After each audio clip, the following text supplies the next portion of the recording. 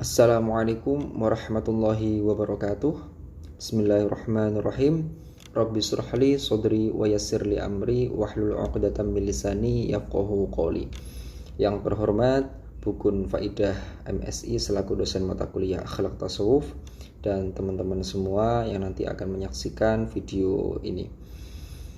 Alhamdulillahirabbil alamin. Segala puji bagi Allah Subhanahu wa taala yang telah melimpahkan karunia-Nya kepada kita semua, kepada saya dan kepada teman-teman semua, sehingga teman bisa menyaksikan video saya dan saya juga alhamdulillah bisa membuat video ini, sebuah video vlog tugas UAS yang diberikan oleh Bu dosen, berupa materi tentang akhlak tasawuf. Alhamdulillahirabbil alamin. Shalawat serta salam tidak lupa juga kita haturkan kepada junjungan Nabi Agung Muhammad SAW.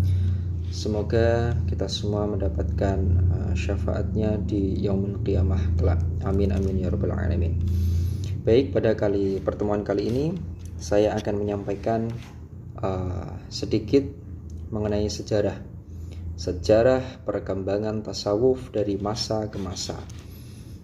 Pada abad pertama dan kedua Hijriah, ya, kita mulai dari abad pertama dan kedua Hijriah.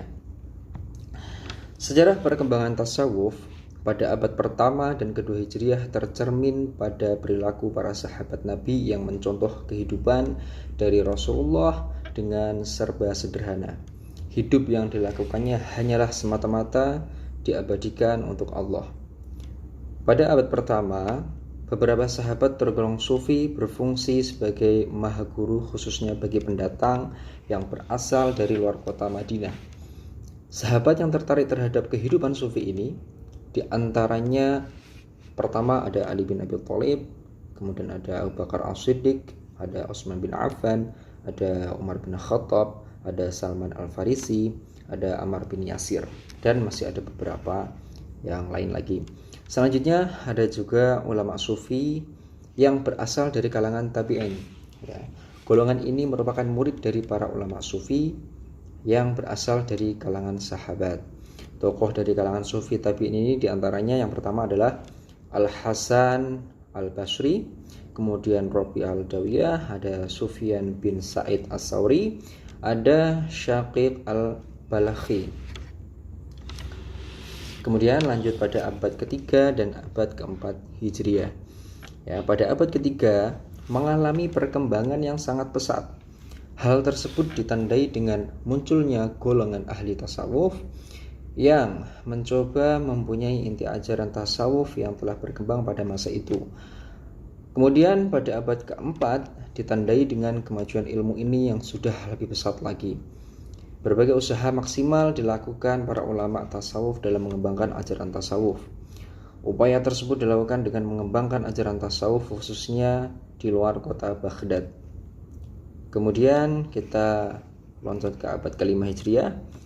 Meski banyak perkembangan yang telah dialami ilmu ini hingga abad keempat, namun pada abad kelima pertentangan ilmu ini semakin terlihat.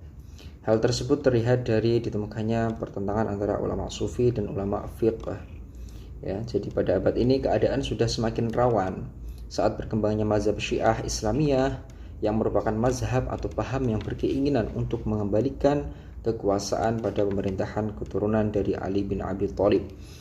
Kemudian pada abad ke-6, abad ke-7 dan abad ke-8 Hijriah, ya, abad ke-6 hingga ke-8 muncul banyak sekali ulama yang sangat berpengaruh terhadap perkembangan ilmu ini, yaitu ada Syihabuddin Abul Futuh As-Suhrawardi. Awal mulanya beliau mempelajari ilmu filsafat serta usul fiqh terhadap Syekhul Iman Majduddin Al-Jili di Aleppo. Kemudian abad ke-9, ke-10 Hijriah dan setelahnya, ya, perkembangan ilmu ini, disinilah tasawuf cukup terlihat sunyi, khususnya di dunia Islam. Nasib dari ilmu ini sudah lebih buruk dibandingkan keadaan di abad sebelumnya.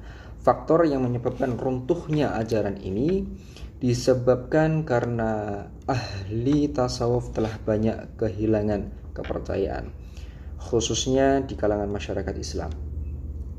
Banyak yang beranggapan bahwa ilmu yang ada pada tasawuf menyimpang dari ajaran Islam yang sesungguhnya. Selain itu, keberadaan penjajah bangsa Eropa juga mulai menguasai seluruh negeri Islam yang menyebabkan ajaran ini hancur karena dianggap bertentangan dengan paham Nasrani. Ya, baik. Demikian sedikit penjelasan sejarah perkembangan tasawuf dari abad ke abad yang saya sampaikan. Semoga dengan mengetahui sejarah ini saya dan teman-teman semuanya bisa memahami ajaran yang menjadi bagian dari agama Islam. Sekian dari saya, mohon maaf sebesar-besarnya jika vlog ini masih kurang lengkap atau masih banyak kekurangan. Saya pribadi mohon maaf sebesar-besarnya. Wabillahi taufiq wal hidayah. Wassalamualaikum warahmatullahi wabarakatuh.